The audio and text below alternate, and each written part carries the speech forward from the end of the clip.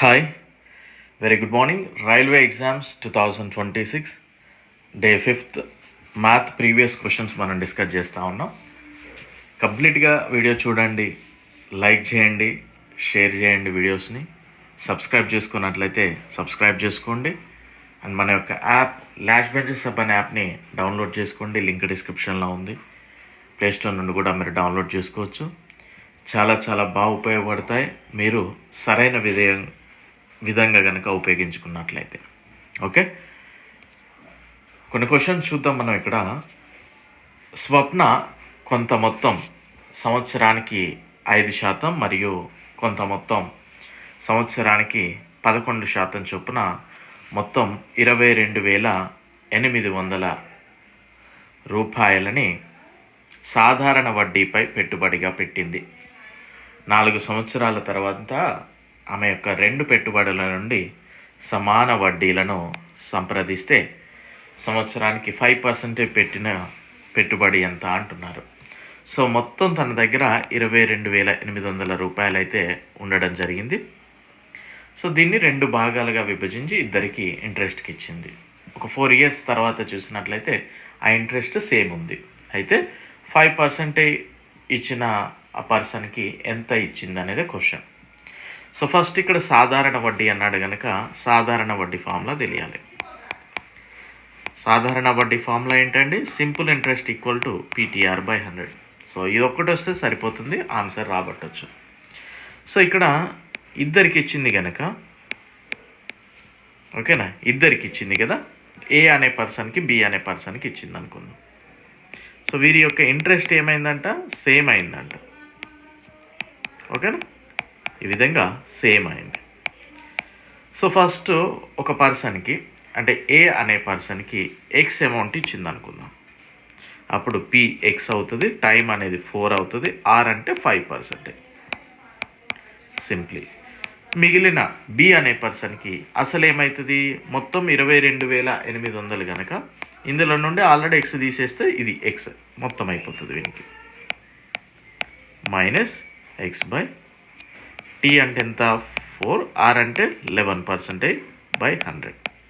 So simply ఇది cancel, ఇది cancel. 5x equal to, ఓకేనా, 5x ఈక్వల్ టు ఏమవుతుంది? ఇది P కదా, 22,800 ఇంటూ 11 -11x. సో ఈ 11x ఇటు వస్తే మనకి 11 + 5 16x, 22,800 ఇంటూ 11. ఎప్పుడు కూడా ఇలాంటి క్యాలిక్యులేట్ చేయడానికి ట్రై చేయకండి, కొట్టేయడానికి ట్రై చేయండి మొదటగా. ఓకేనా. సో మనం కనుక చూసినట్లయితే 4 4 4 5 4 28 2 0 మళ్ళీ పోతుంది. 4 1 4 4 4 2 4 5. సో ఏం మిగిలిందండి? X equal to 1425 into 11. So ఇదే మనం ఫైండ్ అవుట్ చేయాల్సింది. 5% కంటే ఇదే కదా ఎక్స్. సో 1425 ఇంటూ 11 అంటే ఏ విధంగా రాయాలి? 14250 1425 576 15675. ఇది సింపుల్గా మనం చేయొచ్చు. ఓకే, నెక్స్ట్ క్వశ్చన్ చూద్దాం. ఇదన్నీ కూడా ఒకటే షిఫ్ట్లో అడిగిన క్వశ్చన్స్ ఈరోజు చెప్పేటివి. 570 రూపీస్ అనే మొత్తం 3 వ్యక్తుల మధ్య 2:11 నిష్పత్తిలో విభజించబడింది. విభజనలో గరిష్ట మరియు కనిష్ట వాటాల మధ్య భేదం ఎంత అన్నాడు. సో సింపుల్, మొత్తం ఎంత? 570. ఎన్ని భాగాలు చేయాలి? 2 భాగాలు, 11 భాగాలు, 12 భాగాలు. ఏం ఫైండ్ అవుట్ చేయమన్నాడు? గరిష్ట మరియు కనిష్ట అంటే 12 - 2 10. సో ఇది సింప్లిఫై చేస్తే సరిపోతుంది కదా. 570/14 + 11 25 ఇంటూ 10, అవునా. సో సింప్లీ ఒకసారి మనం చూద్దాం. 5 5 5 2 5 1 5 1 5 4 114 into 2 2 4 8 2 1 2 2 1 2 228. Okay. So next question చూద్దాం. 12 కొనండి 8 ఉచితంగా పొందండి అనే పథకం కొరకు ప్రభావవంతమైన తగ్గింపు ధర. సో డిస్కౌంట్ పర్సెంటేజ్ ఈ విధంగా బై 1 గెట్ 2 ఇలాంటి ఫామ్లా వచ్చినప్పుడు మనకు పైన ఎన్ని వచ్చాయి? ఫ్రీగా 8 వచ్చాయి. మొత్తం ఎన్ని ఐటమ్స్ మనం తీసుకెళ్ళాం? 8 ఫ్రీవి, 12 కొన్నవి ఇంటూ 100. ఇది సింప్లీ చేయొచ్చు. So 8/20 into 100%. 21 25, 8 5 40. మీరు మ్యాథ్ అంటే కాంప్లికేట్గా తీసుకోకండి, దెన్ మీరు ఈజీగా చేయొచ్చు. నెక్స్ట్ క్వశ్చన్, 2 సంఖ్యల గాసాబా మరియు కాసాగు వరుసగా ఇది ఇచ్చాడు, అందులో ఒకటి ఇది.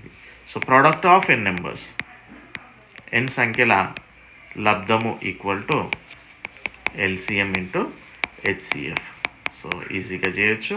సో 72 ఇంటూ ఇంకొక నెంబర్ తెలియదు ఎక్స్, ఎల్సిఎం అంటే 18/216. సో 18 ఒకట్ల 4, 4 5 4. ఇది ఆన్సర్ అవుతుంది. ఓకేనా? లైక్ చేయండి అండ్ యాప్లో ఉన్న క్లాసెస్ ఖచ్చితంగా ఉపయోగించుకొని డెఫినెట్లీ ఉపయోగపడతాయి మీకు. ఓకే, సో మీకు ఎన్టీపీసీ కోర్స్లో 15th లోపు మీకు జీకే కూడా కంప్లీట్ అవుతుంది, don't worry. Next question, 10 km/h వేగంతో ప్రయాణించే బస్సు 16 గంటల్లో ప్రయాణాన్ని పూర్తి చేసింది. ఎంత వేగంతో వెళ్తే 8 అవర్స్లోనే కంప్లీట్ చేస్తాము అనేది question. Very easy question. So speed ఎంత? 10 kmph.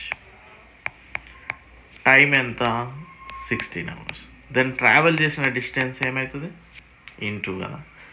So 10 × 16 that equal to 160 km.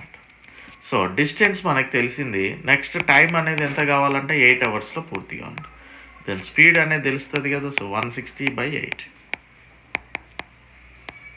Okay, answer వచ్చేసింది. నెక్స్ట్ క్వశ్చన్, ఒక వ్యాపారి 85 ట్యూబ్ లైట్లు 88 రూపాయలకు కొనుగోలు చేశాడు, మరియు అందులో 46 ట్యూబ్ లైట్లు రవాణాలో పాడైపోయాయి. మిగిలిన ట్యూబ్ లైట్లను ఒక్కొక్కటి 3 రూపాయల 10 పైసలకు అమ్మాడు. అయినా లాభం ఎంత అంటున్నాడు. Very easy question. So cost price వచ్చేసి మనకి ఇక్కడ మొత్తానికి 88 రూపాయలు. సో 88 ట్యూబ్ లైట్లల్లా ఎన్ని పాడైనాయి? 46. మిగిలినవి ఎన్ని? 42 మంచివి. సో దీన్ని ఒక్కొక్క దాన్ని ఎంతకు అమ్మాడు? సెల్లింగ్ ప్రైస్ 42 × 3 రూపాయల 1 పైసా. ఓకేనా? క్లియర్? సో ఇప్పుడు ఎంతకు అమ్మాడు అనేది తెలుసుకుందాం మనం. సో 42 ×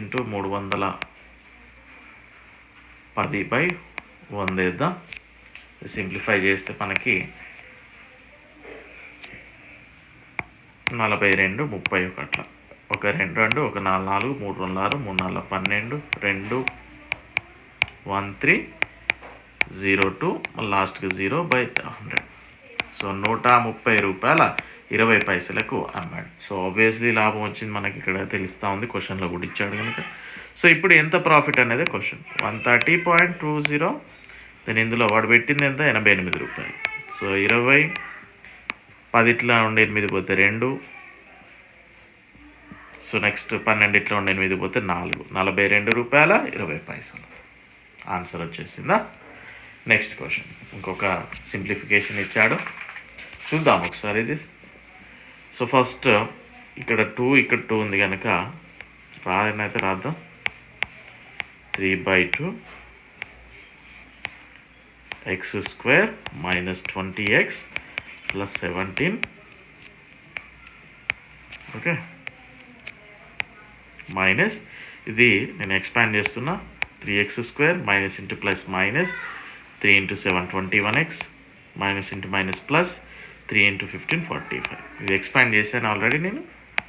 ఇక్కడ 3x² ఎల్సిఎం చేస్తున్నా 2 తోటి. 40x + 34/12 2. జాగ్రత్తగా గమనించండి. ఓకే, అయ్యో ఓకేనా. 3x² minus 40x + 34 divided by 2. So ఇది ఇలానే ఉంటుంది. ఈ 2కి 2 క్యాన్సిల్ అవుతుంది.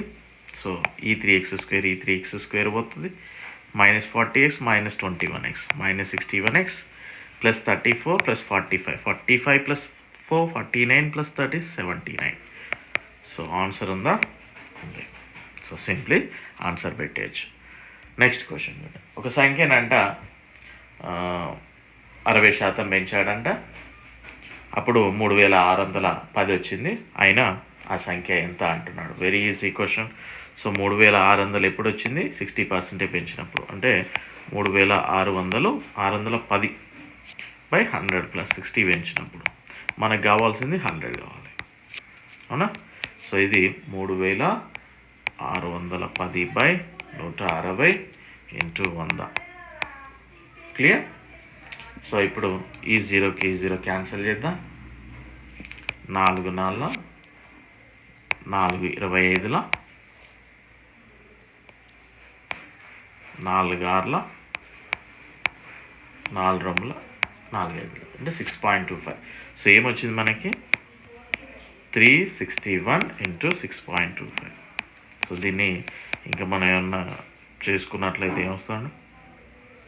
క్యాలిక్యులేట్ చేస్తే 361 ఇంటూ 625 బై 100 వేసుకోవచ్చు కదా. ఓకే, సో 361 ఇంటూ 625, 5 1 5 5 అలా 30 5 3 15 3 18 2 1 2. ఓకే, సో ఇది కాదనేది తెలుస్తుంది, ఇది కాదనేది తెలుస్తుంది. 2 1 2 2 అలా 12 2 3 6 1 7 6 1 6. సో 5 2 10 16 క్లియర్గా చేయొచ్చు. మొత్తం కూడా చేయాల్సిన అవసరం లేదు, 1 by 1 ఎలిమినేట్ చేసుకుంటూ వెళ్ళిపోవచ్చు కనుక. ఇక్కడ 0.125 కూడా పెద్ద అవసరం లేదు, ఎందుకంటే డివైడెడ్ బై 100 ఉంది కనుక మనకి ఇది కూడా కాదనేది తెలుస్తుంది. మేబీ సెకండ్ స్టెప్లోనే మనం ఈ ఆన్సర్ పెట్టేయచ్చు. ఓకే, నెక్స్ట్ క్వశ్చన్ ఒకటి చేద్దాం. కింది వాటిలో 39 306 4311 భాగించు సంఖ్య ఏది అన్నాడు. So very easy question, divisibility test వస్తే చేయొచ్చు. యూనిట్ డిజిట్లో 1 ఉంది, సో 0 తోటి పోదు. 0 తోటి పోవాలంటే లాస్ట్లో 0నే ఉండాలి. 5 తోటి పోదు, ఎందుకంటే లాస్ట్లో 5 ఆర్ 0 ఉండాలి. ఇక 14 ఉంది, 14తో పోవాలంటే ఇది ఈవెన్ నెంబర్, మేబీ పోతే ఖచ్చితంగా ఈవెన్ నెంబరే ఉండాలి. ఇది కూడా కాదు, చేయొచ్చు ఆన్సర్ 11. ఓకే, సో ఈ ఛానల్లో రైల్వే ఎగ్జామ్స్ దృష్టిలో పెట్టుకొని చెప్పడం జరుగుతుంది కనుక కొంచెం సపోర్ట్ చేయండి మీరు. నేను ఇంతకుముందు కొంచెం రెగ్యులర్గా ఉన్నా కానీ ఇప్పుడు రెగ్యులర్గా చేసే ప్రయత్నం చేస్తున్నాం కూడా అది. సో మీ నుండి కూడా కొంత సపోర్ట్ ఆశిస్తా ఉన్నా. Okay, so thank you, have a nice day.